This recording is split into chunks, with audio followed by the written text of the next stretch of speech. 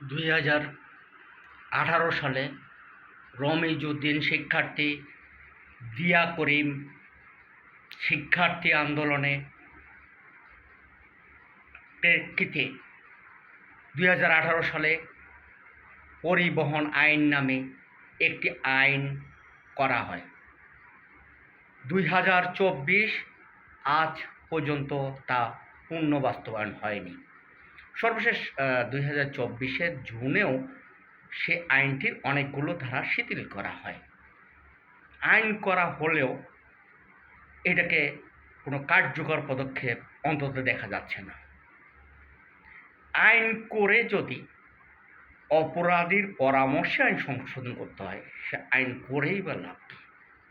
হত্যাকারীকে জিজ্ঞেস করে যদি হত্যাকাণ্ডের উপর আইন করা হয় এবং সে আইন পাশ করা হয়, সেটা করেই বা কী লাভ?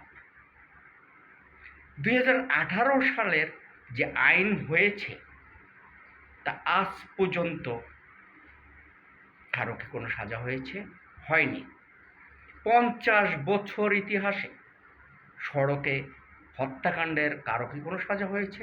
আপনার কাছে কি কোনো নজির আছে? নেই।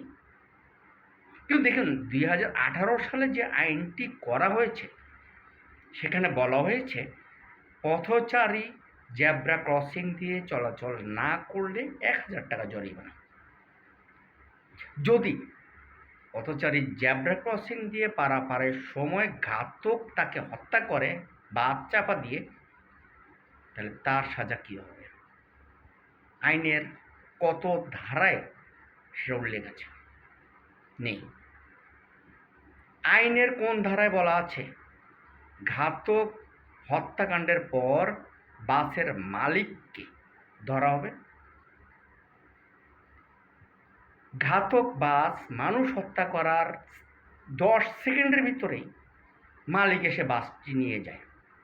ব্যাখ্যাটা কি? একদিন বাস বসে থাকলে কোটি কোটি টাকা তাদের ক্ষতি হয়। আর মানুষ যে মরল সেটা আইনের কোনো বিধান নেই। কারণ বাসটা দিয়ে দিতে হবে, কারণ আদারওয়াইজ মালিকের অনেক ক্ষতি হয়ে যাবে। তাহলে আপনি সড়কের হত্যাকাণ্ডকে উৎসাহিত করছেন।